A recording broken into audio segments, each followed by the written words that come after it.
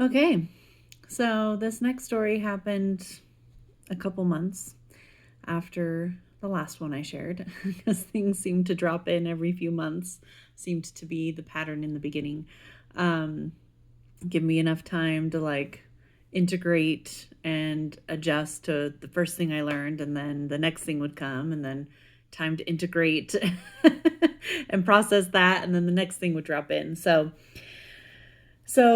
this one's kind of a twofer. So I have a good friend, Christy, that was doing an online class of, I can't even remember because it was a couple years ago, a few years ago, probably about three-ish years ago.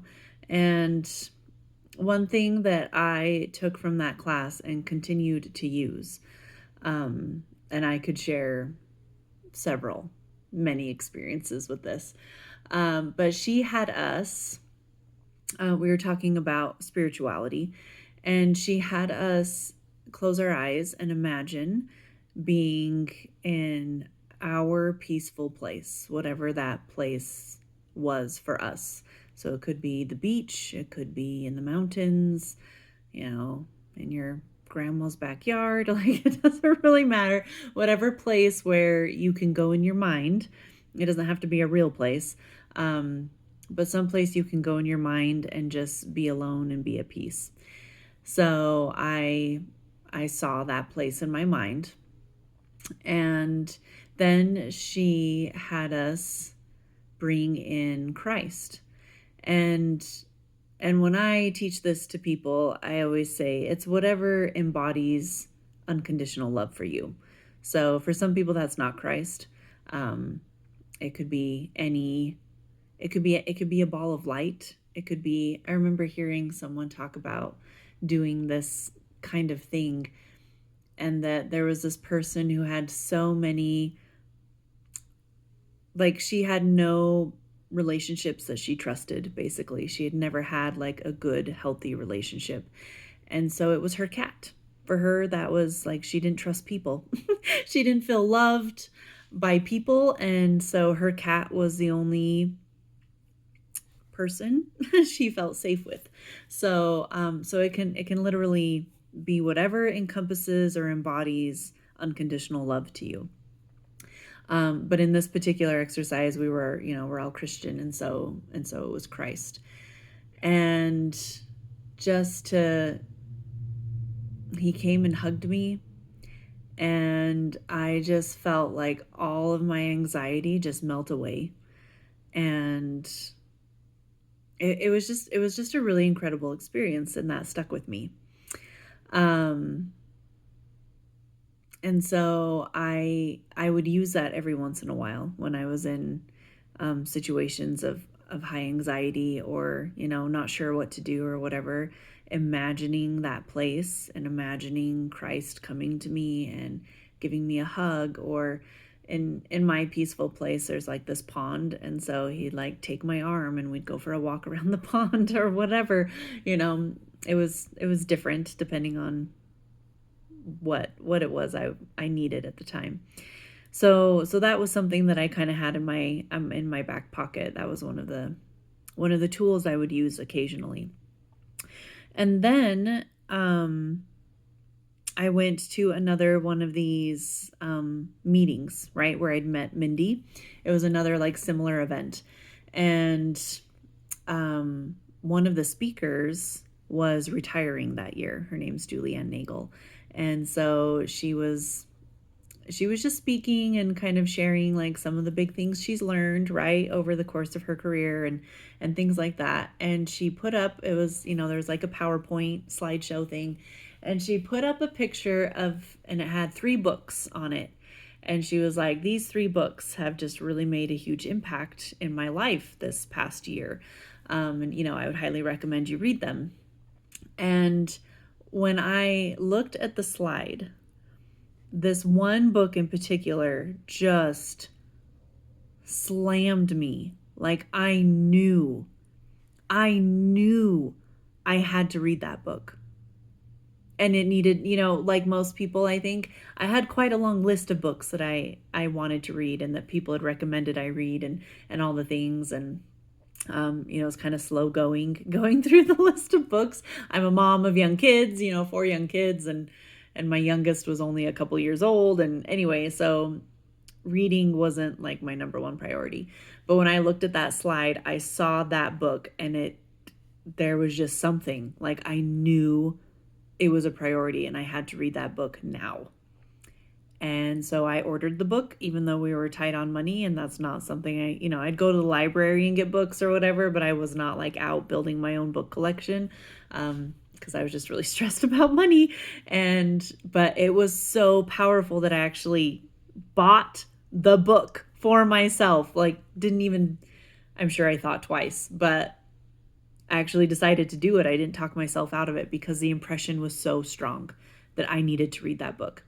And I'll post a link to it in the description. But it was Cleaning Up Your Mental Mess by Dr. Caroline Leaf.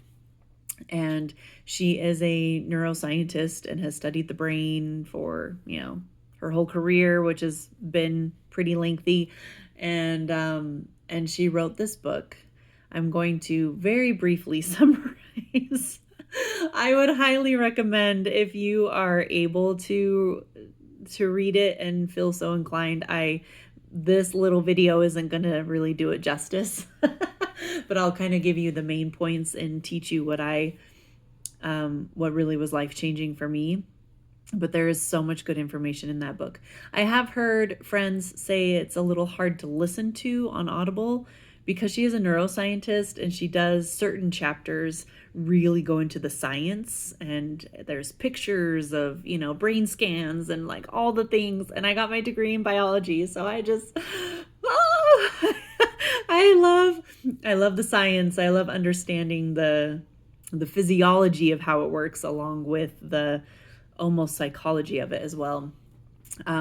So it might be hard to listen to, but don't be discouraged.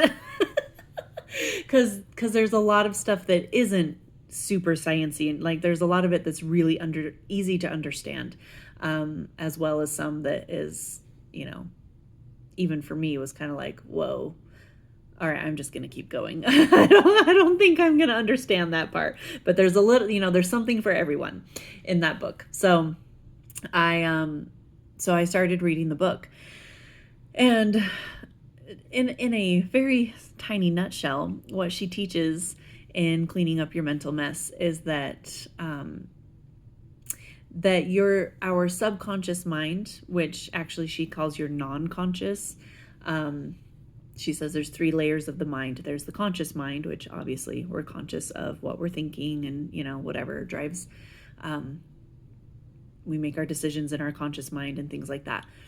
Then there's the non-conscious mind, which is what most of us refer to as our subconscious, but it's the part where you're not aware, like it's running 24/7, it's keeping your heart beating and your lungs going and, all the things, but it also has thoughts and beliefs, but we're not consciously aware of them. And then the subconscious is actually in between the two of them. So when your non-conscious is trying to get your conscious mind's attention, it starts to push things up into the subconscious. It's like that in-between stage before it gets conscious. So she describes it as being like when there's that word and it's just right on the tip of your tongue, and or a memory or something, and you're like, oh, it's almost there. Like I can't quite remember, but it's like, oh, it's so close, like that's your subconscious. So your non-conscious is what most people call their subconscious, but she calls it non-conscious. So just to clarify some terms. And she talks about how our non-conscious stores everything. So every experience we've ever had, like everything is stored in the non-conscious. And our non-conscious is a really good house cleaner, is how she describes it. It's the best house cleaner ever created. And when our negative beliefs that are usually in our non-conscious, we're not always conscious, like I shared in my last video. we're not always conscious of the negative things that we're thinking about ourselves, or believing about ourselves. And so she talks about how, and she actually shows like pictures of the brain, that when we have toxic negative beliefs about ourselves, it actually creates a tremor in our brain. It's like a little earthquake, and it's just like this little tremor, and it can actually damage your brain cells. Who knew? And she has all the science and the studies and the whatever to prove it, which I love. I love it when we can. I know not everything has to be backed up by science, but it sure is fun when it is.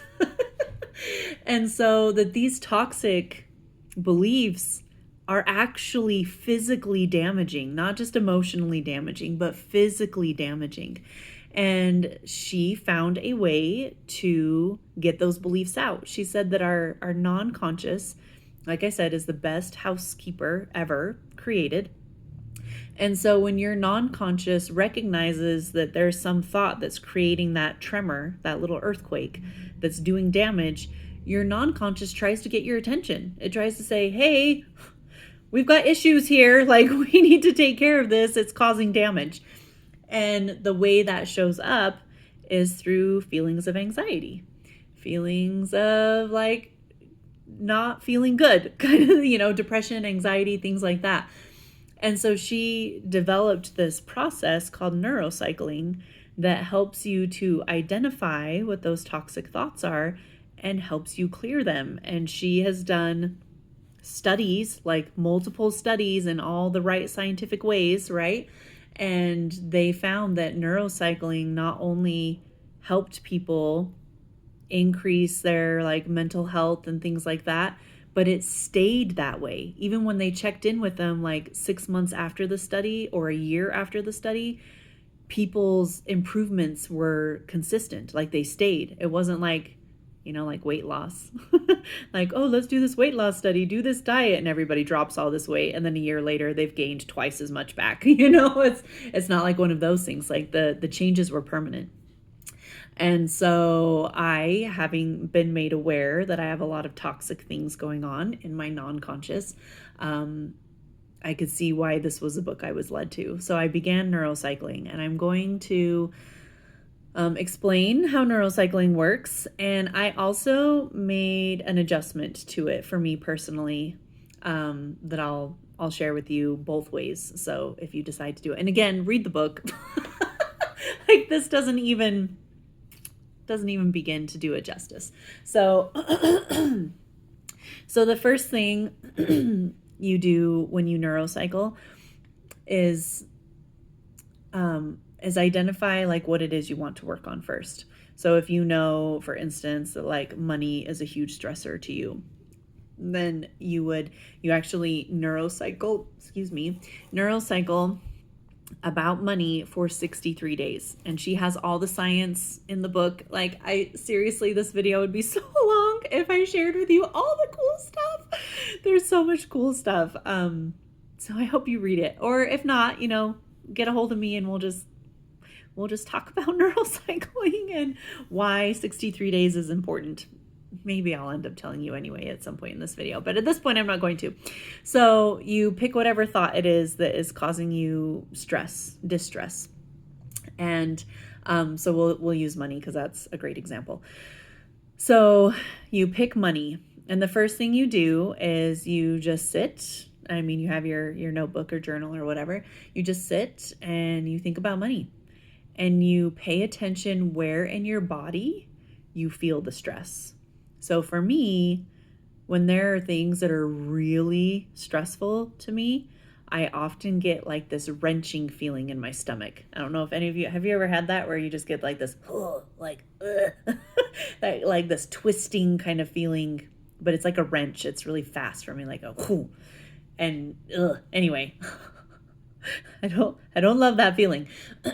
Or sometimes, and actually if it's money, often it's like a tightness in my chest. I just feel like this, like the anxiety, like the tightness. Some people, sometimes I get kind of a burn in my solar plexus, which is like between your chest and your gut. It's like kind of in the middle, like above your belly button, kind of maybe around your ribs area. So sometimes I'll get like a burning kind of sensation in that area. Some people, like, their shoulders all of a sudden get real tight, or you start to get a headache, or feel sick to your stomach, a little nauseous, or yeah, there's like a lot of different ways that anxiety can show up in your body. So you think about whatever the stressful thing is, you notice where it shows up in your body, and you write that down. And I can't tell you how massive this one step is so massive, because I noticed once I started doing this every day and noticing where in my body stress and anxiety showed up, then I started noticing when I was just out and about. I'd be like driving in the car, like jamming out to music, on the radio while I'm driving my kids somewhere. And all of a sudden I'd get that stomach wrench and I'd be like, wait, that means I'm stressed.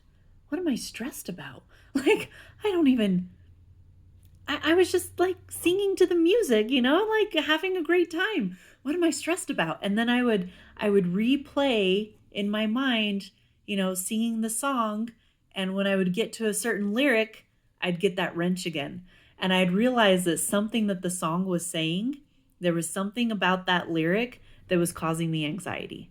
And it's interesting because I listen to K-Love a lot, which is a Christian rock station, and I'd be listening to a K-Love song and I'd get like a stomach wrench and I'd be like, there's nothing bad in this song. And I'd go back and like think about the lyrics and find that spot and I'd get the wrench again. And it could even be something about like, God loves you. And I would realize there's something in my non-conscious that believes that I'm not lovable, that even God can't love me. What?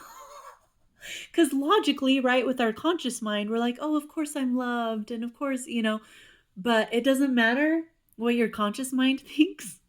If your non-conscious has had some experience that makes it believe that it's not lovable, or it doesn't deserve love, isn't worthy of love, or, like there's so many different iterations of that. And so learning where stress shows up in your body is huge, because that's your non-conscious mind trying to get your attention, trying to say, oh, this is an issue. We need to clean this one up, So I started keeping a list of like when certain lyrics would trigger me, or, something somebody would say would make me get that tightness in my chest, or that wrenching in my stomach, or that burn, or that like headache would suddenly flare. And I started to notice like all the things that were, consciously I hadn't been aware of. But now that I was listening to my body was telling me, oh, this one's an issue. Oh, you also believe you're not worthy. You also believe that like you'll be abandoned. You also believe, like I just started finding all of these toxic negative thoughts that I had no idea. Like, I'm a pretty positive person. That's a really awesome alliteration. Pretty positive person.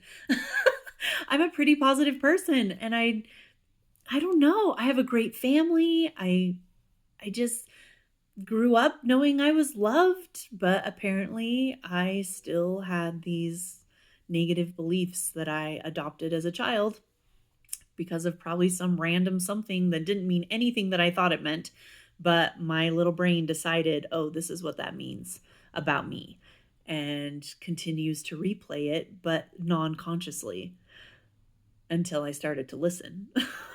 And I started to have those and I remember one time in particular, I was vacuuming, and I think I was listening to music. Music triggers a lot of things. So pay attention when you're listening to music to your body and what your body like responds to. So I was vacuuming and I got the gut wrench, and I was like, seriously? Like, what? I'm literally thinking about nothing right now. But, consciously I was thinking about nothing. Non-consciously, things were being thought. And so I literally, I had no idea, because at that time, and maybe I wasn't listening to music, but I didn't know to go back and find, what the lyric was that had triggered me. So this must have been pretty early on. but I did know enough to recognize the stomach wrench. So luckily I had time at that moment. So I finished vacuuming and then I sat down with my journal and I was like, well, I don't know what I'm stressed about, but my body is telling me that I'm stressed about something. So let's see. Could it be this? Maybe it's this. I don't know. I guess I could be stressed about this. I don't really know. It's usually the third or fourth thing. This is what I have found. It's usually the third or fourth thing when I'm trying to figure out what has stressed me out. It's rarely the first thing that comes to my mind. It's usually the third or fourth. And all of a sudden, it's like just the fact that I'm trying to think, like that subconscious, right? The non-conscious is trying to push it up into the subconscious so it gets to the conscious. It's like just by writing, it gives it time to like push it up, and all of a sudden the thing will come to my mind and I'll get the stomach wrench or whatever the stressful feeling was that I had. And for me, this is just me because I process a lot of emotion through crying. I'll just all of a sudden start crying, just crying and like, oh, and I don't know if we'll be able to pay our bills this month, and blah. I'm just bawling, and I had no idea. I was just happily vacuuming the floor, like not really thinking about money or whatever it was. Um, it's incredible. It's really incredible, and I think too often we feel feelings of anxiety, and she talks about this in her book. And we just try to cover it. We just try to like, no, I don't want to feel that.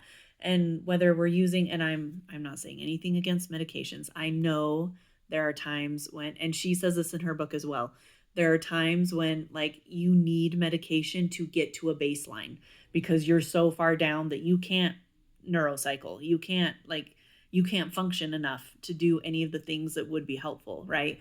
So, not saying anything against medication or anything like that. But it is also like in our quick fix culture to like, ooh, I don't like that feeling. I just want to make it go away. Or I'm going to distract myself with some sort of addiction, whether it's our screens or, actual chemicals or, whatever behaviors. We try and do things to numb the feelings rather than, oh, my body's telling me that there's some unhealthy thought I need to take care of. Let's take care of it. So, okay, so now with that, so first step, you think about the stressful thought, then you notice where it shows up in your body while you think about it. Write down where it shows up in your body so that you can start to learn and get familiar and remember. And then the next part is you just start writing like all the awful things you think about that thing, whatever comes to your mind. And this is another thing we tend to avoid is like, oh, I don't want to get stuck in the negativity. I'm just going to try and think positively. I'm just going to give myself a happy affirmation. Like, I have $1 million. I'm a millionaire. Or whatever. I hope if affirmations have really, really worked for you, doing it in just that way, keep doing it. Like, don't stop because it didn't work for me. Different things work for different people. But I'm going to explain how she shares to use affirmations here in a little bit. So to begin with, you write out all of its raw, painful, exactly the thoughts that come to your mind. Even if like you would never say these things even to your worst enemy, but you're saying them to yourself, you write it down. You get it out. Because until you can like see the problem, you can't fix the problem. So it actually is really important to just write out all the negativity, all the garbage.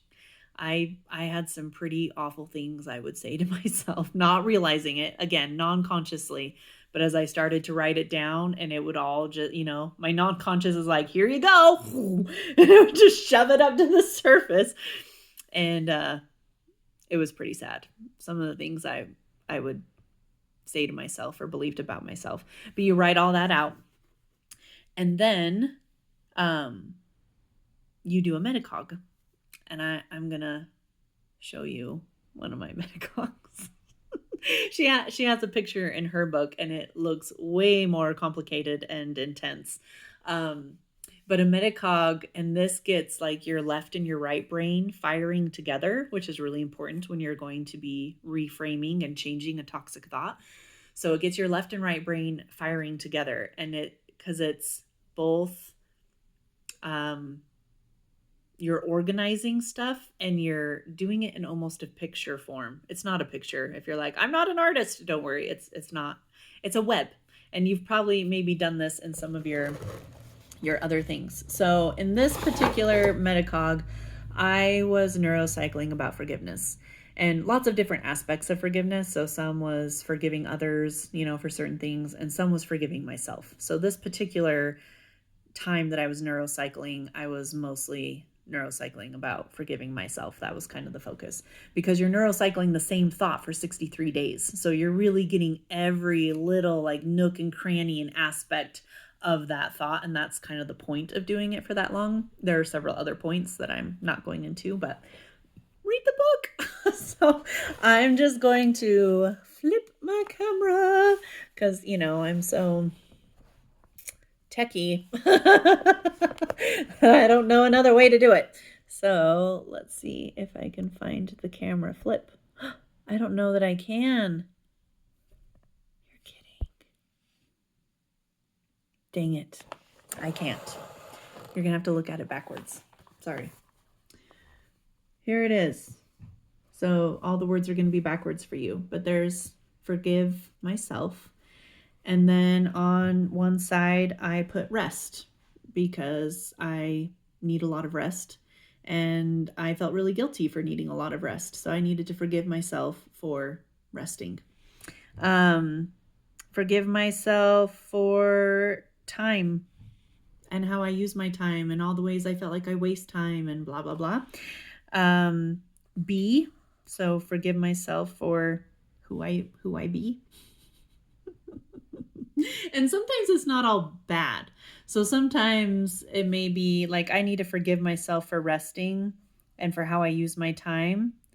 But something I love about myself is who I be, and that's more important than what I'm doing, right? So anyway, it's not, sometimes I'll write down like how I feel. So I might, if it were, forgiveness, I might write feel and put how I currently feel about forgiveness. And it may not be very good things that I'm feeling.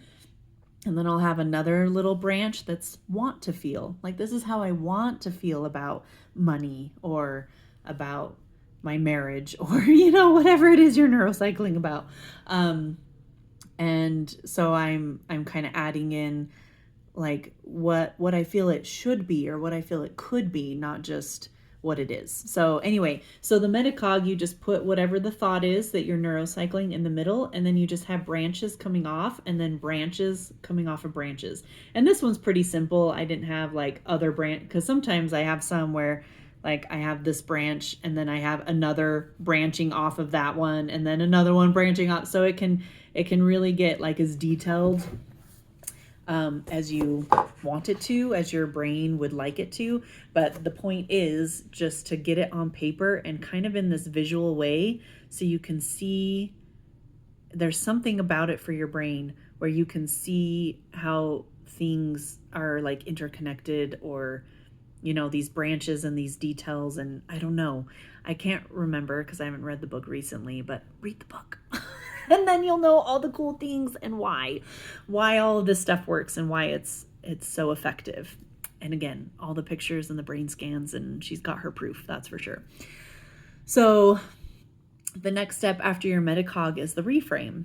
And in this part, so for an example, if I was super stressed because somebody didn't text or call me back. I had reached out to them, several times. Maybe this seems to happen a lot with, a lot of different situations in my life where like I reach out to people and they don't reach out, they don't return.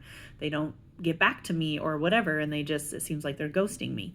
So maybe initially I'm like, oh, they don't care about me. Like they must hate me. You go into those like, why are they not getting back to me? And you make up all sorts of stories about how they must be mad at you or whatever the case may be. And so the reframe part would be to kind of like what's another way I could look at this? Well, maybe they're not getting back to me because they're busy and they just forgot. And they do love me and they do want to connect with me, but they're just really busy or stressed with their own stuff and a little overwhelmed. And so it's not anything against me. It's just what is going on in their life, you know? So that would be the cognitive reframe. So what I adjusted, so that's how it should be done. What I adjusted was I took what Christy had taught me. And after I would do my metacog, I would just close my eyes and I would picture going to that peaceful place of mine.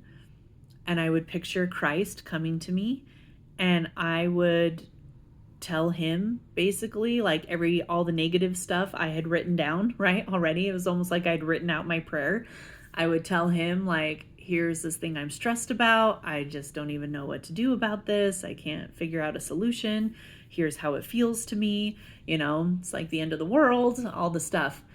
And then I would basically stop and I would listen to see what he would say back to me. You know, like what would he tell me about this situation? Because sometimes we're so in the situation, it's hard to see another perspective. It's hard to do the cognitive reframe because like we're so in it that it's like there is no other option. Like this is what it is, you know? And so to have like your higher power, or if you don't believe in a higher power, your higher self, tap into your higher self. Like if your child came to you saying this, saying, I am worthless.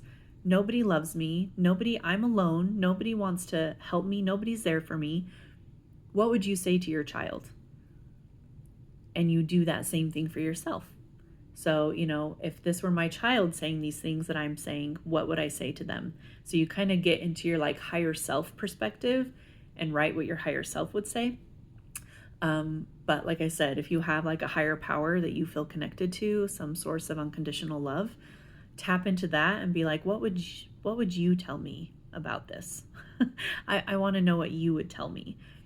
And I get the most beautiful, like it just, and in the beginning, it felt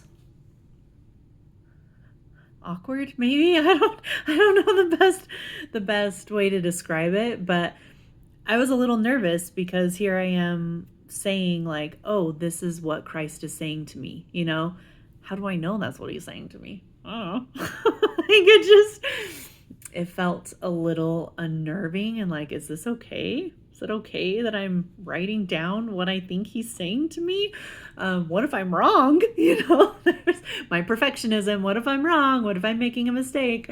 But I kind of would just start, and usually if I was really nervous, I would just start and I'll get back. Sorry. I'll hopefully remember to come back. I would just start out with, you are loved, because I know we all are loved. So if you're like, I'm getting nothing, if you're trying this yourself, you're like, I'm getting nothing, just write that. You are loved, as if your higher power or higher self is saying it. Start there and see if things start to flow, because all of a sudden, like, words just start pouring into my mind, and I know it's not me. But it took me a while. It took me a while to kind of loosen up and to be like, is this okay? And now it seems so silly, and of course it's okay, because of course, whoever it is, even if it's your cat that loves you unconditionally, wants to tell you that, wants you to feel that. And every time I'm like stressed, I have like some decision I need to make or whatever, it always, that voice in my mind, when I like go to that peaceful place and connect with that unconditional love, it's always encouraging. It's always kind. If you start hearing a voice that's like kind of nitpicking at you and saying, well, you could do better. Like that was kind of a huge mistake and now you've really messed things up. And, if it ever uses guilt or fear, it's not the right voice. You need to kick that voice out and like connect, like literally close your eyes, visualize that unconditional love in whatever form you need to visualize it in. Connect with the unconditional love, because in all the years, it's been about 3 years now that I've neurocycled pretty much every day for 3 years. That voice has never used fear and has never used guilt to motivate me or get me to change. It's always encouraging. It's always full of love. And even when it's like guiding me to a different way, like this isn't the best for you, it is always with love and in a way that when it comes through, it makes me joyful. Like, oh, you're right. This way is so much better. I can see that now. It's never something that I go, oh my gosh, I'm so ashamed. I can't believe I thought that this was okay, or, that this choice was good. I just feel so bad. Like, I never get those feelings from the voice that comes. And this isn't a voice I'm hearing. It's words that are coming into my mind. And I can tell now, after, 3 years, I'm getting to the point now where I can tell the difference between my own inner chatter, and just like Danny thinking in her head, talking to herself kind of thing. And when it's the other voice, when it's that unconditional love, there's like, even though I'm not hearing it physically, it's just thoughts coming into my mind. There's a different tone to those thoughts. And I go, oh, that's from them. That's not from me. I should listen to that one, like that random thought, but not so random, because I can just tell like the tone. I don't know how else to describe it, but there's a different tone in like the words that are coming through my mind when it's coming from that unconditional love place, from that source. So every single day. And let's see if I have it on this particular one. I started neurocycling in my journal because I decided I wanted my kids to see it. I wanted my kids to see the things that stressed me out, the thing, to see that their mom was stressed. Their mom did have hard things, but I had a tool that helped me work through it. I don't think it's healthy for my kids to just see me like doing good and great and think, wow, mom just had a charmed life, which in some ways I have. It's true. But I'm excited when I'm gone for my kids to go through my journals and be like, mom was stressed about the exact same thing I'm stressed. Like she was stressed about money too. And look at what she did to deal with it. She didn't go get lost in a video game or, start drinking alcohol or whatever. Like she worked through it. How cool. And I have the messages from my angels, and so they can see what my angels told me. The angel story is another story. I'll do that one next. But so do you remember the dominant, non-dominant writing I talked about in my last video? Someone else told me a different way to do it that is similar, but instead of doing your non-dominant hand first and then your dominant hand when you're writing from your higher self or your higher power, you start in print, and then when you're writing from your higher power, you change to cursive. And that's a lot faster because writing left-handed for me is super slow. So it was a lot faster to write in print when I'm, in my neurocycling, that step where you're writing all the negative, right? All the negative stuff that's pouring out of your brain. And then I would go to my peaceful place, connect with that unconditional love, and then write what came into my mind from there in cursive. So that way your brain kind of goes, oh, this is from a different source. This isn't the same as the negative stuff. This is coming from somewhere different. So it helps your brain kind of make, or at least that's what I've heard. Don't quote me.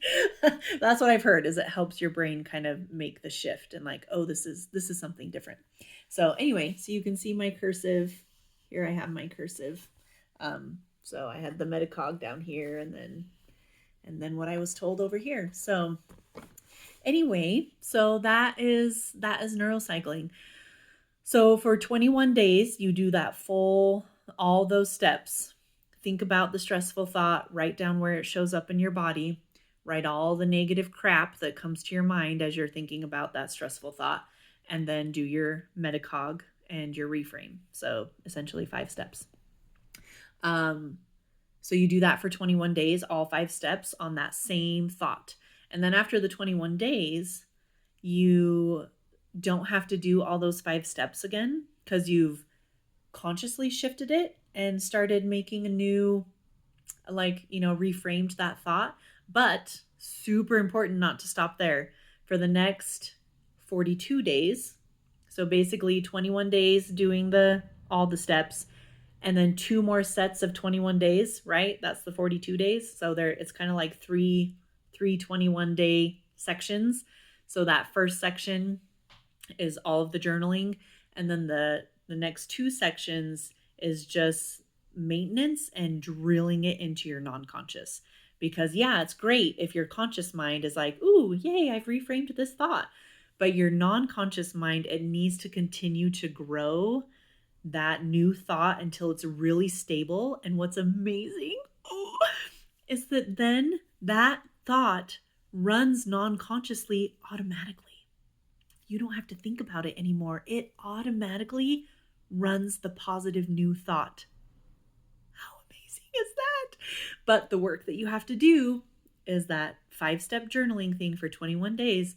And then the next 42 days, you make a small short affirmation that encompasses the new reframe, right? So I usually go back and read what all my cursive writing, right? Read what that unconditional love told me all of those 21 days. And I go, okay, what short little affirmation that's easy to remember would encompass all of these messages they gave me. So I come up with that short little affirmation, and then I set a timer. So you have to repeat it 7 times a day. So I set a timer for every 2 hours, 8 o'clock, 8 a.m., 10 o'clock, noon, 2 p.m., 4 p.m., 6 p.m., 8 p.m. And I just have these timers that go off every 2 hours. And it reminds me to say the affirmation. Because once you've done that for 42 days, said that affirmation 7 times a day, it basically has drilled it into your non-conscious mind. And then after that, you can stop saying the affirmation, and it's just going to run automatically without you ever thinking about it again. It's amazing. It's so amazing. It's so amazing. And she does say that there are some thoughts that are so ingrained in us and so negative and have been drilled into us in really sad, traumatic ways that it might take several rounds of 63 days. So you might do that 63-day process and then start it again and do it, a couple times or 2 or 3 times. But also after the 21 days of doing the journaling, while you're doing the maintenance, right, the affirmation 7 times a day, you can actually start neurocycling a new thought if you wanted. So you can be overlapping thoughts. You're only journaling one at a time, but once you've finished the 21 days of journaling and you're in the maintenance stage for that particular thought, you can actually start a new one. So what I do is in my journal, I have neurocycle. And then I do, so right now I'm neurocycling about power, because I have some stressful thoughts about power. And so I'll do power day 12. And then scarcity was the one I was doing right before power. So I have power day 12, scarcity day, 21 and 12, 33. Scarcity 33. And then, so you can actually be doing up to 3 thoughts at one time, because I have 2 that are in the maintenance phase where I'm just doing affirmations, and then only 1 that I'm journaling at that time. So you can be doing more than 1 at one time. So if you're like, 63 days, it's going to take forever, but you can overlap them. So that's nice. Neurocycling, seriously, pretty much every day I do it for the last 3 years. It's incredible. I can't even tell you enough how incredible it is. So I really hope you read the book, or if not, at least follow what I've said here.